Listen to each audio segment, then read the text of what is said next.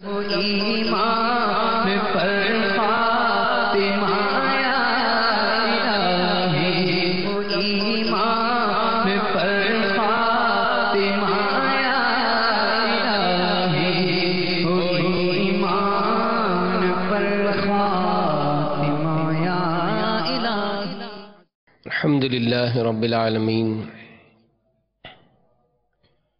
الصلاة والسلام علی سید المرسلین، اما بعد فاعوذ باللہ من الشیطان الرجیم، بسم اللہ الرحمن الرحیم۔ الصلاة والسلام علیک یا رسول اللہ وعلی آلک وصحابک یا حبیب اللہ۔ الصلاة والسلام علیک یا نبی اللہ وعلی آلک وصحابک یا نور اللہ۔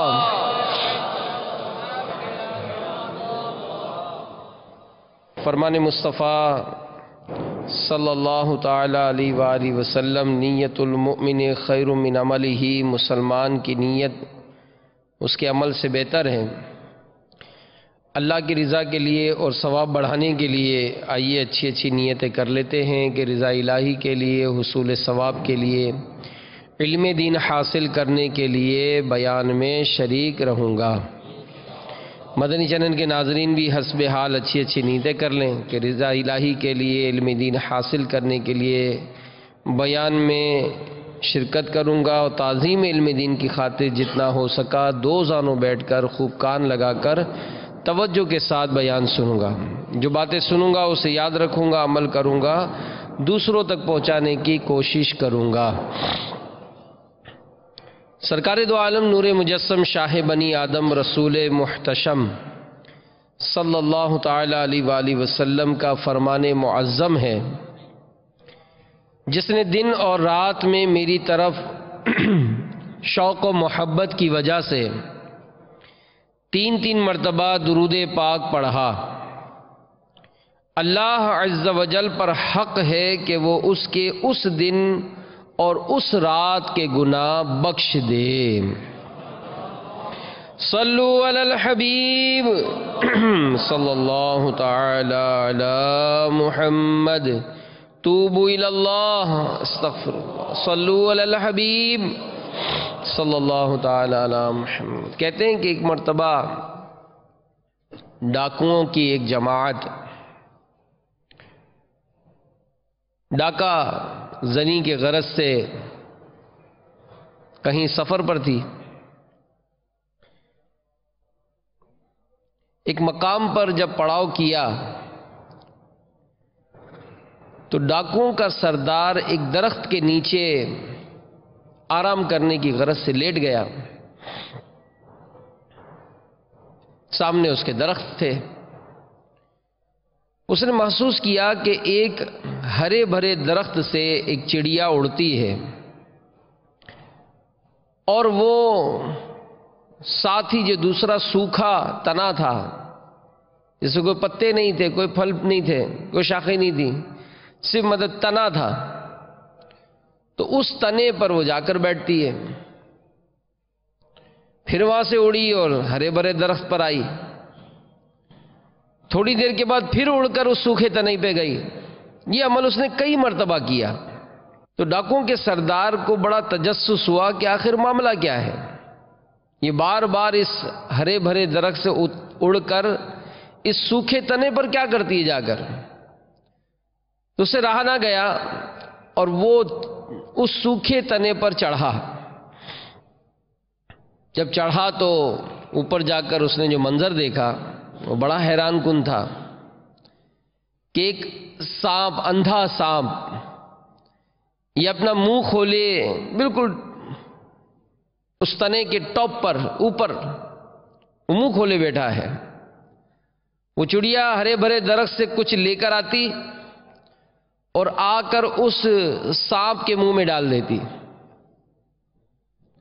اس ڈاکوؤں کے سردار کی آنکھوں سے آنسو جاری ہو گئے کہ ایک موذی جانور کے رزق کے لیے اللہ تبارک و تعالیٰ نے ایک چھوٹے سے پرندے کو مقرر کیا ہے، تو اپنے آپ سے مخاطب ہو کر کہنے لگا کہ اے انسان، تو کتنا لالچی ہے کہ تو مطلب اس طرح سے ظلم و ستم کیے ہوئے ہے اور اس طرح ڈاکہ زنی کر کے تو لوگوں کا مال چھینتا ہے، انہیں مار ڈالتا ہے، ان پر ظلم کرتا ہے۔ تو یہ منظر دیکھ کر وہ ڈاکو رونے لگا۔ ساتھی جمع ہو گئے کہ سردار کیا بات ہے؟ تو کہنے لگا کہ اس طرح کا منظر دیکھا، اپنے آپ پر بہت شرمندگی ہو رہی ہے کہ میں کیسا انسان ہوں کہ جو نصیب مقدر میں مجھے ہے وہ تو رب نے مجھے دینا ہی ہے، تو میں آج سے اس ظلم و ستم اور اس ڈاکہ زنی سے میں توبہ کرتا ہوں۔ جب سردار نے آگے بڑھ کر توبہ کی تو اس کی جماعت میں جتنے لوگ تھے سب نے توبہ کی اور سب نیکی کے راستے پر چل پڑے۔ تو میرے میٹھے میٹھے و پیارے پیارے اسلامی بھائیوں، مدنی چینل کے ناظرین، آج معاشرے میں اگر ہم نظر کرتے ہیں تو یہ بات بہت محسوس ہوتی ہے کہ انسان بہت لالچی ہو گیا ہے، اور لالچ کے سبب لوٹ مار، قتل و غارت گری، ملاوٹ، دھوکہ، خیانت، نہ جانے کیسے کیسے افعال آج وہ کرتا ہے، یہاں تک کہ وہ قتل و غارت گری سے بھی باز نہیں آتا۔ پیچھے اگر اس کے دیکھا جائے تو وہی ہوگا کہ اس کے سبب سے یا تو اس کو مال ملے گا یا کوئی منصب ملے گا۔ تو اس طرح کے مقاصد حاصل کرنے کے لیے انسان بہت کچھ افعال ایسے کر جاتا ہے جو بسا اوقات انسان کے یعنی دوسرے کے ذہن میں بھی نہیں آتی کہ کوئی انسان اتنا بھی آگے بڑھ سکتا ہے، اس طرح کا بھی اس کا ذہن ہو سکتا ہے، اس طرح کی بھی بربریت کر سکتا ہے۔ تو یہ لالچ جس کو آج معاشرے میں بہت ہی یہ جملہ ہم سنتے ہیں، اس کا کیا مطلب ہے اور اس کی کیسے پیدا ہوتی ہے، اس کے متعلق قرآن و حدیث میں ہم کو کیا ارشادات ہوئے، آئیے آپ کو کچھ باتیں عرض کرنے کی کوشش کرتا ہوں۔ یہ جو لالچ ہے اسے ہرس کہتے ہیں، ہرس۔ اس کی کیا تعریف ہے؟ علماء لکھتے ہیں کہ خواہشات کی زیادتی کے ارادے کا نام ہرس ہے۔ خواہشات کی زیادتی کے ارادے کا نام یہ ہرس ہے، اور بری ہرس یہ ہے، بری لالچ یہ ہے کہ اپنا حصہ حاصل کر لینے کے باوجود دوسرے کے حصے کی لالچ رکھے، یا کسی چیز سے جی نہ بھرنے اور ہمیشہ زیادتی کی خواہش رکھنے کو ہرس، اور ہرس رکھنے والے کو حریص کہتے ہیں، لالچ رکھنے والے کو لالچی کہتے ہیں۔ تو عام طور پر یہی سمجھا جاتا ہے کہ ہرس یعنی لالچ کا تعلق یہ مال و دولت کے ساتھ ہوتا ہے، حالانکہ ایسا نہیں ہے، کیونکہ ہرس جو ہے اس کی ہم نے تعریف سنی کہ کسی بھی شے کی مزید خواہش کا نام یہ ہرس ہے، اور وہ کچھ بھی چیز ہو سکتی ہے، یعنی چاہے مال ہو یا کچھ اور۔ چنانچہ اس کی تقسیم اگر ہم کرنا چاہیں تو علماء نے اس کی جو تقسیم کی ہے وہ یوں کی ہے کہ مال کی خواہش رکھنے والے کو مال کا حریص، مزید کھانے کی خواہش رکھنے والے کو کھانے کا حریص، اور نیکیوں میں اضافے کے تمنائی کو نیکیوں کا حریص کہا جائے گا، جبکہ گناہوں کا بوجھ بڑھانے والے کو گناہوں کا حریص کہیں گے۔ تو صدر شریعہ بدر الطریقہ مفتی محمد امجد علی اعظمی علیہ رحمت اللہ القوی لکھتے ہیں کہ لالچ اور ہرس کا جذبہ خوراک، لباس، مکان، سامان، دولت، عزت، شہرت، الغرض ہر نعمت میں ہوا کرتا ہے۔ قرآن پاک میں اللہ تبارک و تعالی ارشاد فرماتا ہے وَلَتَجِدَنَّ لنجزينهم أحرص الناس على حياة ومن الذين أشركوا يود أحدهم لو يعمر 1000 سنة وما هو بمزحزحه من العذاب أن يعمر والله بصير بما يعملون۔ میرے آقا اعلی حضرت امام اہل سنت ولی نعمت عظیم البرکت عظیم المرتبت عالم شریعت پیر طریقت باعث خیر و برکت الحافظ القاری شاہ امام احمد رضا خان علیہ رحمت الحنان اپنے شورائے آفاق ترجمہ قرآن کنز الایمان شریف میں اس کا ترجمہ کچھ یوں کرتے ہیں، اور بے شک تم ضرور انہیں پاؤ گے کہ سب لوگوں سے زیادہ جینے کی ہوس رکھتے ہیں، اور مشرکوں سے ایک کو تمنا ہے کہ کہیں 1000 برس جیے، اور وہ اسے عذاب سے دور نہ کرے گا، اتنی عمر دیا جانا، اور اللہ ان کے پورے عمل دیکھ رہا ہے۔ تو صدر الافاضل حضرت علامہ مولانا سید محمد نعیم الدین مراد آبادی علیہ رحمۃ اللہ الہادی خزانہ العرفان شریف میں اس کے تحت لکھتے ہیں کہ مشرکین کا ایک گروہ مجوسی یہ آپس میں تحیت و سلام کے موقع پر کہتے ہیں کہ ذا 1000 سال یعنی 1000 برس جیو۔ مطلب یہ کہ مجوسی مشرک 1000 برس جینے کی تمنا رکھتے ہیں، اور یہودی ان سے بڑھ گئے کہ انہیں حرص و زندگانی سب سے زیادہ ہے۔ تو بہرحال لالچ، اس کے متعلق احادیث مبارکہ میں کیا بیان ہوا، یعنی ابن آدم جو انسان ہے اس کی حرص کیا ہے، اس کی لالچ کیا ہے۔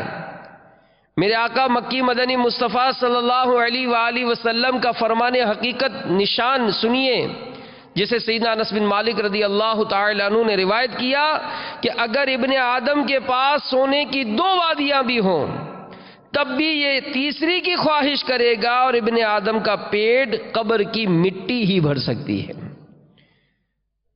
تو حرص، لالچ، اس کا حکم کیا ہے؟ دعوت اسلامی کے اشاعتی ادارے مکتبۃ المدینہ کی مطبوعہ 232 صفحات پر مشتمل کتاب حرص صفحہ 13 پر لکھا ہے کہ حرص کا تعلق جن کاموں سے ہوتا ہے ان میں سے کچھ کام باعث ثواب ہوتے ہیں اور کچھ باعث عذاب، جبکہ کچھ کام محض مباح یعنی جائز ہوتے ہیں، یعنی ایسے کاموں کے کرنے پر کوئی ثواب ملتا ہے، نہ ہی چھوڑنے پر کوئی عتاب ہوتا ہے۔ لیکن یہی مباح جائز کام اگر اچھی نیت سے کرے تو ثواب کا مستحق، اگر بری ارادے سے کرے تو عذاب نار کا حقدار ہو جاتا ہے۔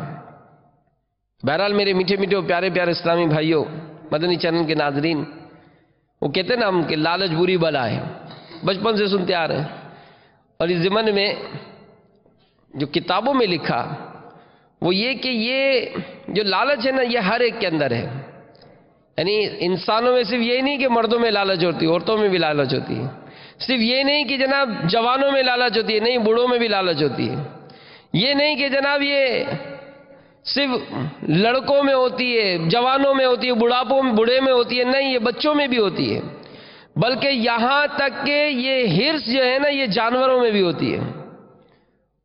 اور جب لالچ کا مارا، اس لالچ کے معاملے میں جب وہ کہتے ہیں نا اندھا ہو جاتا ہے، اور بسا اوقات تو کہتے ہیں نا ہاتھوں ہاتھ ناک کٹتی ہے، تو کتابوں میں لکھا کہ ایک کتا، اس کو کہیں سے ہڈی مل گئی، اب جب ہڈی ملی تو منہ میں دابی اور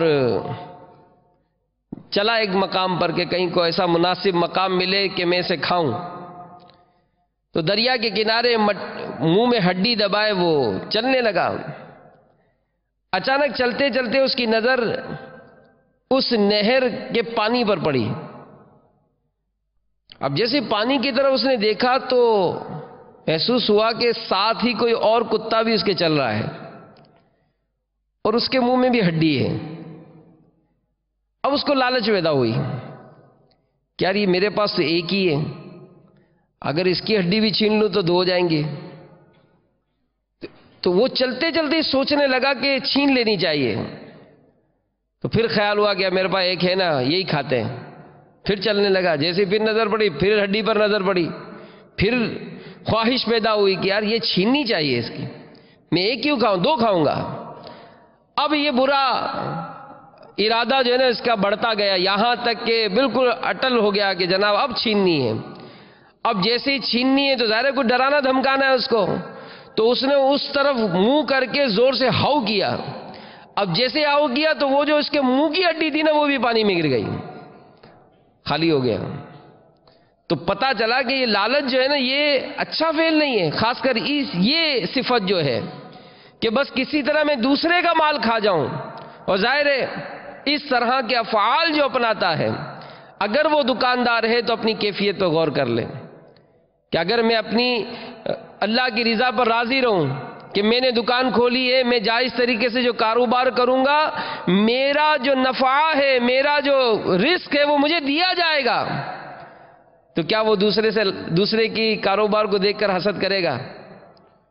وہ کبھی بھی حسد نہیں کرے گا. وہ کبھی بھی نہیں سوچے گا کہ یار اس کے پاس گاڑی کہاں سے آئی. وہ کبھی نہیں سوچے گا کہ اس نے بلڈنگ کیسے بنا لی. وہ کبھی نہیں سوچے گا کہ اس کے پاس اچھا موبائل کہاں سے آ گیا، یہ اچھی گھڑیاں کیسے پہن رہا ہے، اس کی جیب میں رقم کیوں ہوتی ہے، اس کے بچوں نے اچھے کپڑے کیوں پہنے ہیں، اس نے اپنے بچی کی شادی اتنی دھوم دھام سے کیسے کر دی. عورتیں کبھی بھی اگر یہ افعال، اگر یہ صفت، مذموم صفت دل میں نہ آئے تو وہ کبھی بھی دوسرے کی طرف نظر نہیں کریں گے کہ اس نے اچھے اچھے کپڑے کیسے پہنے، اس کے گھر میں اتنا اچھا اچھا فرنیچر کیسے آ گیا، اس نے جناب اپنے بچیوں کی شادی میں اتنا اہتمام کیسے کر لیا. نہیں، وہ دوسرے کی طرف نظر کر کے کڑتا نہیں ہے، کیونکہ جس کے نصیب میں جو ہے اس کو اس نے ملنا ہی ملنا ہے. اگر اس نے گاڑی میں سفر کرنا ہے تو آپ کا یہ جلنا، آپ کا یہ کڑنا، آپ کا یہ اس کے لیے برا سوچنا اس کو گاڑی سے اتار نہیں دے گا. اس کی اچھی بلڈنگ آپ کے سوچنے سے گر نہیں جائے گی. تو پتا چلا کہ اگر یہ دل میں یہ انداز پیدا ہو جاتا ہے، یہ طریقہ پیدا ہو جاتا ہے، تو انسان کا سکون جو ہے نا وہ بسا اوقات چھن جاتا ہے. وہ ٹینشن میں آتا ہے کہ یار میں نے دکان صبح سب سے پہلے کھولی تھی مارکیٹ میں، یہ تو میرے بعد آیا تھا، لیکن جیسے ہی اس نے دکان کھولی تو جناب اس کو تو اس کے دکان پہ تو رش لگ گیا. یہی مال میں تو بیچ رہا ہوں، میرے پاس ایسا رش کیوں نہیں ہے؟ تو بھائی اس نے اپنے نصیب میں 10,000 روپے کمانے لکھے ہیں، اس کے لکھے ہیں، وہ اس کو ملنے ہیں. آپ کے نصیب میں 1,000 روپے لکھے، آپ کو وہی ملیں گے. تو اللہ کی جو تقسیم ہے، بندہ اگر اس پہ راضی ہو جائے تو یہ جو ہے نا یہ بری عادت یہ پنپتی نہیں ہے. اور ظاہر ہے اس کے لیے علم ہو تو مدینہ کہ علم ہو تو انسان اپنا ذہن بناتا ہے. اور ذہن کیا بناتا ہے کہ یار اس کو اگر مال ملا، دیا کس نے دیا؟ اللہ نے دیا. اس کو گاڑی کس نے دی؟ اللہ نے دی. اس کی اچھا گھر کیسے تعمیر ہو گیا؟ اللہ نے اس کو دیا. اس کے بچوں کی شادیاں اچھے انداز سے ہو گئی، کیسے ہو گئی؟ اللہ نے اس پر کرم کیا. میں کون ہوتا ہوں اعتراض کرنے والا؟ تو جب یہ انداز اختیار ہوگا تو میرے میٹھے میٹھے اسلامی بھائیوں، ہماری زندگی یہ بڑی پرسکون گزرے گی. ورنہ انسان تو کہتا ہے نا کسی حال میں خوش رہتا ہی نہیں ہے. کہ میرے آقا مکی مدنی مصطفیٰ صلی اللہ تعالی علیہ وآلہ وسلم کا ہم نے فرمان سنا کہ ابن آدم کے پاس سونے کی 2 وادیاں بھی ہوں تب بھی یہ تیسری کی خواہش کرے گا. اور پیٹ کب بھرے گا؟ فرمایا ابن آدم کا پیٹ قبر کی مٹی ہی بھر سکتی ہے. تو بہرحال میرے میٹھے میٹھے پیارے پیارے اسلامی بھائیوں، مدنی چینل کے ناظرین، اللہ تعالی ہمیں اس بری صفت سے، بری لالچ سے بچائے. تو بنیادی طور پر حرص کی 3 قسمیں بنتی ہیں.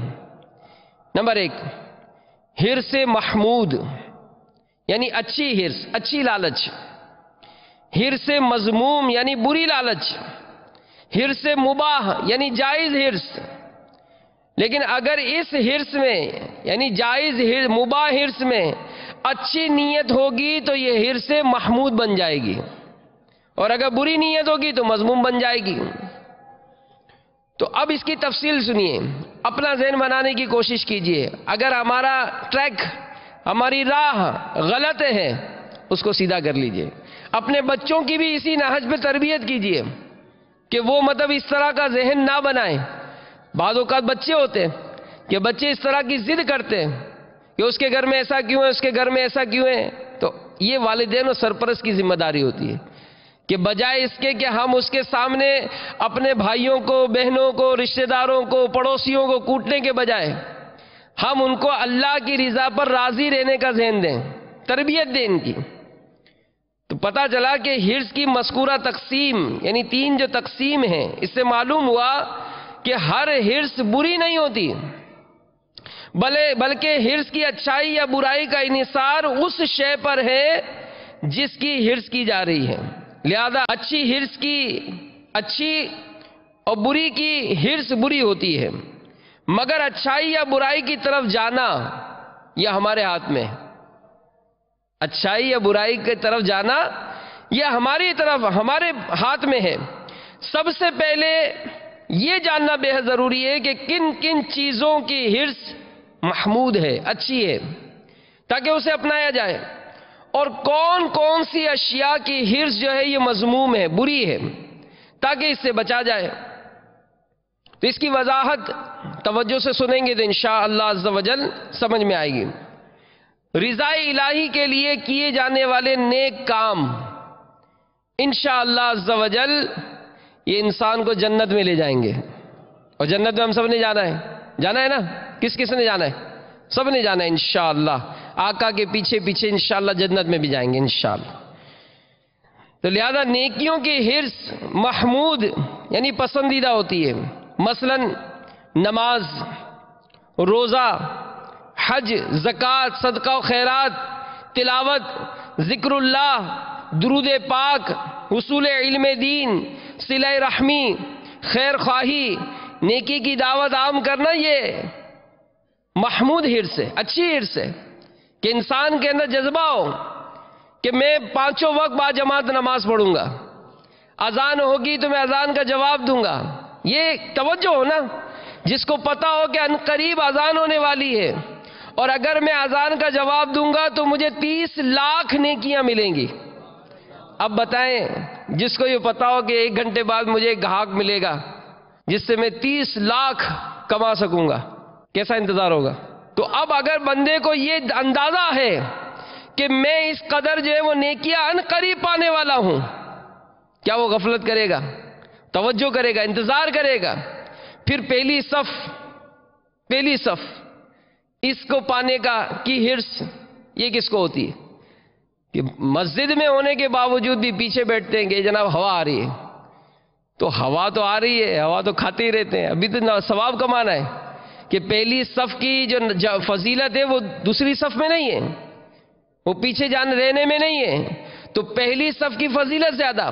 اب یہ سارے انداز اگر اختیار کیے جائیں، نماز کے بعد تسبیح فاطمہ پڑھی جائے، ذہن ہو کہ انشاءاللہ عز و جل پیر شریف کو میں روزہ رکھوں گا، تو یوں اگر اپنا ایک زندگی کا ایک ٹریک بنائیں، اور پھر اللہ نصیب کرے دعوت اسلامی کے اسلامی بھائی کہاں نہیں، میں مدنی چینل کے ناظرین کو بھی عرض کروں گا، آپ خود غور کریں اور سوچیں، آپ کے محلے میں مسلمانوں کی تعداد کتنی؟ آپ کہیں گے 5000، ٹھیک ہے، آپ کے علاقے کی مسجد میں نمازیوں کی گنجائش کتنی؟ 500۔ 5000 رہنے والے 500 کی نماز کی جگہ کیا کریں گے؟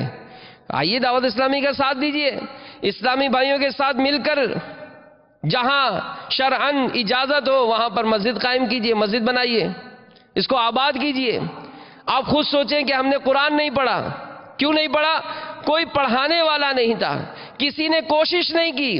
آج دعوت اسلامی کے اسلامی بھائی آپ کو مسجد مارکیٹ دکان مدرسۃ المدینہ بالغان پڑھنے کی دعوت دیتے ہیں۔ کیا دن بھر میں 40 منٹ نہیں نکال سکیں گے کہ 40 منٹ نکال کر میں درست مخارج کے ساتھ قرآن پڑھنا سیکھ لوں، اور پھر جب سیکھوں تو میں دوسروں کو سکھاؤں؟ کیا یہ جذبہ میرے اندر بڑھ نہیں سکتا ہے؟ کیا میں اپنے اسلامی بھائی کو اپنا گھر ہی پیش نہ کر دوں کہ بھائی آپ ترکیب بنائیں اور میرے گھر میں آئے، میں انشاءاللہ پڑوس کے 10-12 افراد کو جمع کروں گا، ہم سب کو آپ قرآن پڑھائیں، ہمیں قرآن پڑھائیں، پھر ہم دوسروں کو پڑھائیں گے۔ اس طرح سے یہ قرآن کی تعلیم کا سلسلہ عام ہوتا جائے گا۔ آپ آگے بڑھیں، بچوں کی طرف نظر کریں. آپ کے محلے میں، آپ کی گلی میں، آپ کے پڑوس میں، خود آپ کے گھر میں آپ کے بچے بھی قرآن پڑھنا نہیں جانتے، ان کے پاس دینی تعلیم نہیں ہے. کیسے قائم ہوگا؟ آئیے دعوت اسلامی کا ہاتھ مضبوط کیجئے. آج الحمدللہ کم و بیش پورے پاکستان میں ہی، صرف پاکستان میں 2050 مدارس المدینہ دعوت اسلامی قائم کر چکی ہے. 1 لاکھ سے زیادہ مدنی منیاں قرآن کی تعلیم حاصل کر رہے ہیں. آپ کیا بھی بن سکتا ہے، لیکن بسا اوقات اس میں کمزوری ہوتی ہے. کیوں؟ کہ مدرسہ بنے گا، پڑھائے گا کون؟ مدرسہ بنے گا، چلائے گا کون؟ اب اس میں بسا اوقات انسان خود اپنے طور پر نہیں میں چلاؤں گا، میں بڑھاؤں گا. پھر کیا ہوتا ہے کہ جس کو قرآن پڑھنا نہیں آتا اس کو قرآن پڑھنے پہ لگا دیتے ہیں. اور یہ نادان جو قرآن پڑھا رہا ہے، اس کو اتنی توفیق نہیں کہ یہ کسی عالم کو اپنا قرآن سنائے تو صحیح. اجازت تو لے کہ جناب میں قرآن پڑھا سکتا ہوں کہ نہیں، کیونکہ یہ بھی بڑا مسئلہ ہے. ہر داڑھی والا، ہر ٹوپی والا یہ قرآن درست پڑھ لے ضروری نہیں ہے. دعوت اسلامی نے اس کا پورا نظام بنایا ہے کہ جب تک ہمارے ان امتحانات کو پاس نہیں کریں گے آپ کو مدرسۃ المدینہ پڑھانے کی اجازت نہیں ہے. آپ امامت کرنا چاہتے ہیں، دعوت اسلامی نے ایک پورا نظام بنایا ہے جس کے تحت امامت کورس کرایا جاتا ہے کہ آپ پہلے امامت کرانے کی اہلیت یہ پیدا کریں، آپ اس کے ٹیسٹ دیں، آپ شرعی تقاضے پورے کریں، اس کے بعد مصلی پر آپ کھڑے ہوں. کہ اگر اس چیز کو نہیں سیکھا اور آپ نے نمازیں پڑھانا شروع کی تو ایسا نہ ہو کہ اپنی نمازوں کے ساتھ ساتھ دوسروں کی نمازیں بھی برباد کریں. تو بعض اس میں بڑے جذباتی ہوتے ہیں کہ نہیں جناب ہمارے پاس مسجد کی خدمت ہے، ہم جناب مسجد میں جناب مدرسہ قائم کریں گے. ارے میرے بھائی، یہ مسجد اللہ کا گھر ہے، یہ آپ کا گھر نہیں ہے. آپ اس میں مدرسہ بنانے چلے ہیں، ذرا مفتی صاحب سے اجازت تو لیں کہ اس میں مجھے مدرسہ بنانے کی اجازت بھی ہے کہ نہیں ہے. آپ کہیں گے یہ وضو خانہ بنا ہے، بس اس کو توڑیں اور اس کی جگہ یا مدرسہ بنائیں گے، یا نیچے وضو خانہ بنا دیں گے، اوپر مدرسہ بنا دیں گے. پہلے اس کی شرعی رہنمائی لی جاتی ہے. کیوں؟ اس لیے کہ یہ وقف کی جگہ ہے. اس جگہ پر آپ اپنی اٹکل سے، اپنی سوچ سے، اپنی چاہت سے آپ کام نہیں کر سکیں گے. آپ کو شریعت کی لگام ڈلی ہوئی ہے، آپ پر لازم ہے کہ آپ اس کے شرعی احکام جانیں اور اس کے مطابق اس کی تعمیرات کریں. اس کے لیے اللہ کی رحمت ہے، دعوت اسلامی نے دارالافتاء اہل سنت قائم کی ہے. اور آپ دیکھیں اللہ نے کیسی برکت دی دعوت اسلامی کو کہ دنیا نے آج نیٹ کا جو چاہے وہ غلط استعمال بھی کیے، لیکن الحمدللہ آج ہمارے دارالافتاء میں مفتیان کرام کو نیٹ کے ذریعے دوسرے ممالک کی جگہیں دکھائی جاتی ہیں کہ حضور دیکھیں یہ مسجد آپ کو نظر آ رہی ہے، اس مسجد میں یہاں یہ بنا ہوا ہے، کیا ہم کو شرعاً اجازت ہے کہ ہم اس جگہ پر یہ چیز بنا لیں؟ پوچھا جاتا ہے. سمجھاؤ کہ سمجھانا مسلمان کو فائدہ دیتا ہے. تو میں آپ کو دعوت پیش کرتا ہوں، آپ تو پاکستان میں ہیں، اگر بیرون ملک ہیں فون اٹھائیے. آپ فون کے ذریعے مفتی صاحب سے رابطہ کر سکتے ہیں، آپ نیٹ کے ذریعے رابطہ کر سکتے ہیں، لیکن خدا را اپنے لیے وہ کام کیجئے گا جو ثواب جاریہ ہو. جی ہاں، اگر آپ نے اپنی اٹکل سے کہ جناب مجھے فلاں مولانا صاحب نے کہا تھا، فلاں امام صاحب نے کہا تھا، تو ہر امام، ہر مولانا یہ عالم یا مفتی نہیں ہوتے. اور امیر اہل سنت بارہا ہماری تربیت فرماتے ہیں کہ آپ دارالافتاء کے مفتیان کرام سے رابطہ کریں. اور دارالافتاء اہل سنت یہ دعوت اسلامی کے قائم کردہ ہے. تو جو اگر ممکن ہو دعوت اسلامی کے دارالافتاء سے جہاں رابطہ ہو سکتا ہے وہاں کیجئے، ورنہ علماء حق، علماء اہل سنت سے رابطہ کیجئے اور ان کے ذریعے سے رہنمائی لے کر آپ قائم کیجئے. ورنہ کئی مقامات پر ایسا ہوا کہ مسجدوں کی جگہوں پر مدرسے بنا دیے گئے، مدرسوں کی جگہ پر مسجدیں بنا دی گئی، شرعی احکامات کی پابندی نہیں ہوتی. تو اگر ہم چاہتے ہیں اور چاہنا چاہیے، یہی محمود ہے، یہی پسندیدہ ہے کہ ہم اپنے لیے وہ کام کریں جو شریعت میں جائز ہو، تاکہ میرے مرنے کے بعد بھی مجھے اس سے ثواب ملتا رہے. تو بہرحال آپ کو دعوت ہے کہ آپ مدارس کے قیام کے لیے، جامعات کے قیام کے لیے، مساجد کے قیام کے لیے آپ دعوت اسلامی کا ساتھ دیجیے. اپنے بچوں کو بھی مدرس کورس کرائیے، اپنے بچوں کو امامت کورس کرائیے، اپنے بچوں کو بھیجیے دعوت اسلامی کے مراکز میں، انہیں مدنی تربیتی کورس کرائیے. جب آپ کا ہی بچہ امامت کے مصلی پر کھڑا ہوگا، خطبہ دے رہا ہوگا، نماز جمعہ ادا کرا رہا ہوگا، کہیں تراویح پڑھا رہا ہوگا، آپ کے دل میں آپ کے دل میں کتنی خوشی داخل ہوگی. تو بہرحال یہ کام سارے کرنے کے لیے اپنا ذہن بنائیں اور اپنے بچوں کا بھی ذہن بنائیں. تو اللہ کرے یہ نیکیوں کی ہرس یہ قائم ہو جائے کہ ہم یہ چاہتے ہیں کہ میری ایک دکان یہ 2 دکانیں ہو جائیں, 2 دکانیں یہ 10 دکانیں ہو جائیں, میرا ایک چھوٹا گھر بڑا گھر بن جائے. تو اپنے نام سے کوئی مسجد بھی تو بنا لینا. نام سے مراد اپنی کوششوں سے کوئی اللہ کا گھر بھی تعمیر کرا لے, کہیں مطلب کوئی وضو خانہ ہی بنوا دیں, کہیں کوئی سہولیات ہی فراہم کروا دیں. دعوت اسلامی اللہ کی رحمت سے یہ سارے شعبے قائم کر چکی ہے. خدام المساجد کے ذریعے مساجد بنائی جا رہی ہیں, مدارس المدینہ کی مجلس کے ذریعے مدرسے قائم کیے جا رہے ہیں, جامعۃ المدینہ کے ذریعے جامعات قائم کی جا رہی ہیں. شریعت کے تقاضے پورے کرتے ہوئے اگر اسکول کی تعلیم دینی ہے دعوت اسلامی دارالمدینہ قائم کر رہی ہے. اب ہر ایک کی خواہش ہوتی ہے کہ دارالمدینہ قائم ہو جائے, بس دارالمدینہ کیسے قائم ہوگا؟ آپ میں سے کون ہے جو اس دارالمدینہ کے قیام کے لیے اپنی کوششیں دے گا؟ خالی بلڈنگ دینے سے نہیں ہوگا, خالی پیسہ دینے سے نہیں ہوگا. وہ کون سا فرد ہے جو آگے بڑھ کر کہے کہ اس کے سارے تقاضے میں پورے کروں گا؟ تاکہ یہ پورا اس کا ایک کام ہے جو ہمیں آگے لے کر چلنا ہے. تو اللہ تعالی ہم سے بھی دین کی خدمت لے لے. یہ دعا کیا کریں کہ اللہ اپنے دین کی خدمت کے لیے تو ہمیں قبول فرما. مسلمانوں کی جو حالتیں ہیں یہ ہمارے سامنے ہیں, ہمیں بہت کام کرنا ہے تاکہ مساجد, مدارس, جامعات اور شریعت کے تقاضے پورے کرتے ہوئے اسکول یہ سب قائم کر کے ہم دین اسلام کا ایک حقیقی جو روپ ہے وہ دنیا کو دکھائیں. اور الحمدللہ جب دعوت اسلامی کے اس انداز کو دیکھا, دعوت اسلامی کے اس طریقے کو دیکھا, دعوت اسلامی کی عاشقان رسول کی صحبت میں جب غیر مسلموں نے آ کر اپنے آپ کو دیکھا تو کیا دیکھا پھر ہم نے؟ ایک کلمہ پڑھ کر وہ مسلمان ہو گئے.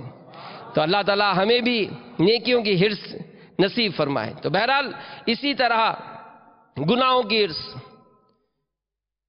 کہ یہ بھی لالچ پیدا ہوتی ہے, انسان کو بڑی مطلب اس میں ایک لذت ملتی ہے. وہ دیکھے, غور کرے کہ میرے پاس سارے میرے ذہن میں پلان ہوتے ہیں کہ کون کون سے وقت میں کون سا پروگرام آتا ہے, میں اس کو دیکھوں گا, میں اس کو کروں گا. کون کون سے ایسے برائیوں کے اڈے ہیں جہاں میری اس گناہ کی لذت کو پورا ہوتا ہے, میں ان تمام ان اڈوں پر جاؤں گا. وہ کون سے لوگ ہیں کہ جن کی صحبت میں گناہوں بھرے معاملات جو ہے وہ کرنا آسان ہو جاتے ہیں, میں ان کی صحبتیں پاتا ہوں, مجھے اس میں لذت ملتی ہے. تو اپنے آپ کو ڈرائیں اور اللہ کی بارگاہ میں توبہ کریں. کیوں کہ یہ گناہوں بھری زندگی, گناہوں بھری صحبت, برے دوستوں کی صحبت, اس کی سب سے بڑی نحوست یہ ہے کہ بندے کا ایمان ضائع ہو جاتا ہے. تو اللہ تعالی ہم سب کو گناہوں سے محفوظ فرمائے, گناہوں بھری صحبتوں سے بچائے. پھر اسی طرح مباح جائز ہرس, مثلا دولت اکٹھی کرنا, کھانا پینا, سونا, مکان بنانا, تحفہ دینا, عمدہ یا زائد لباس پہننا, بہت سارے کام ایسے ہیں جو مباح جائز ہیں. کریں تو ٹھیک, نہ کریں تو گناہ بھی نہیں ہے.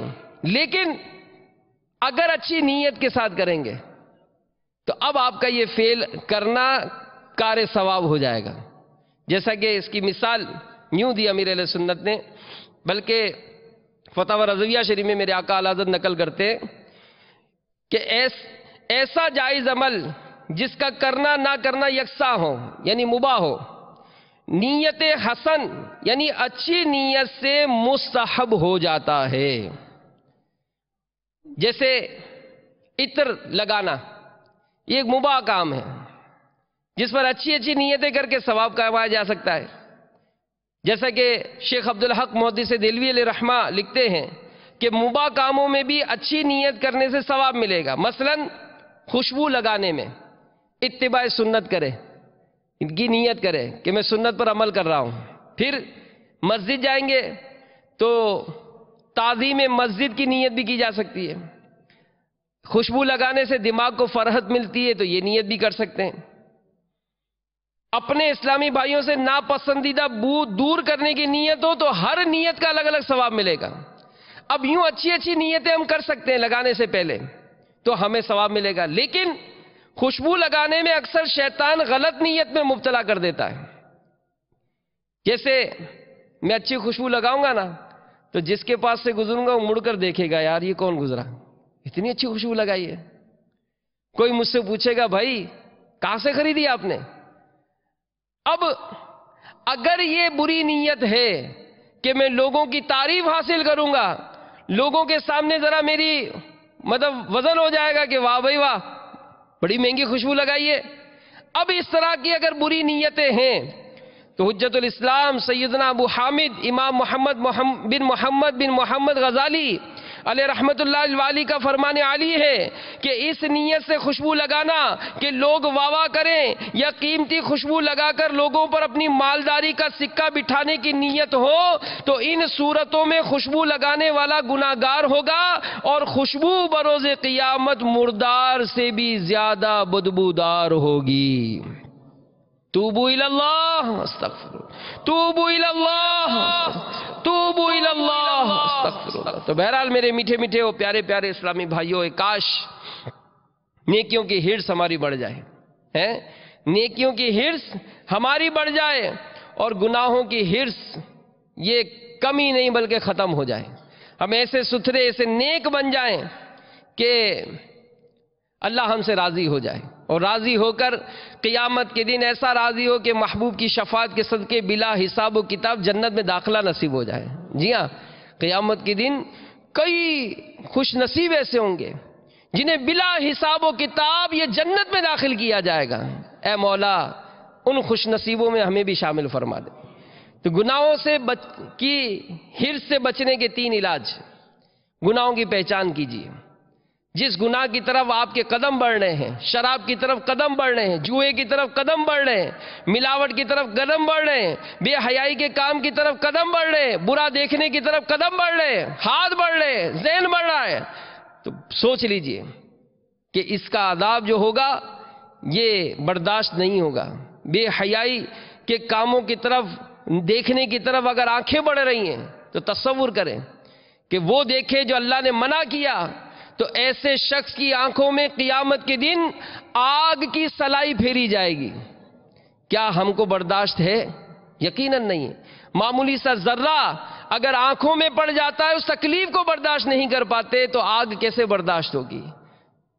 تو اسی طرح ہم ان چیزوں کو سوچیں اور غور کریں کہ میں جو افعال کر رہا ہوں، یہ فرشتے جو نیکیاں اور برائیاں لکھتے ہیں، یہ سب ان کو لکھنی پڑتی ہیں۔ اللہ و رسول عز و جل و صلی اللہ علیہ وآلہ وسلم کو ایسا بندہ ناراض کرتا ہے، تمام انسانوں سے خیانت اور رب العالمین عز و جل کی نافرمانی کرتا ہے۔ یہ سوچ بنائیں کہ ایسا شخص مجھے نہیں بننا، مجھے اللہ تعالیٰ کا فرما بردار بننا ہے، اس کے پیارے محبوب صلی اللہ علیہ وآلہ وسلم کا اطاعت گزار بننا ہے، تاکہ یہ مجھ سے راضی ہو جائیں اور دنیا اور آخرت میں مجھے سرخری نصیب ہو جائے۔ پھر تیسری بات، برے خاتمے سے بے خوف نہ ہو، کہ گناہوں میں مبتلا رہنا، توبہ کی توفیق نصیب نہ ہونا بھی برے خاتمے کے اسباب میں سے ایک سبب ہے۔ آج بہت سنتے ہیں مدنی چینل کے مختلف سلسلوں میں، مدنی مذاکروں میں ہم بہت اس طرح کے واقعات معاملات سنتے ہیں، لیکن نیکیوں کی طرف دل مائل نہیں ہوتا۔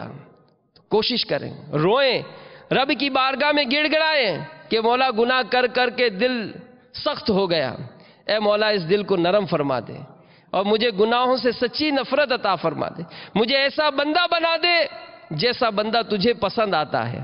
تو قبولیت کی گھڑیاں ہوتی ہیں، رات کو اٹھ کر دعا کریں، تہجد میں اٹھیں، مناجات کریں، گڑ گڑا کر دعا کریں، اور پھر دعوت اسلامی کے اجتماعات میں شرکت کی نیت کر لیں۔ اللہ تعالیٰ مجھے اور آپ کو عمل کی توفیق عطا فرمائے، آمین بجاہ النبی الامین صلی اللہ تعالیٰ علیہ وآلہ وسلم۔ ایمان پر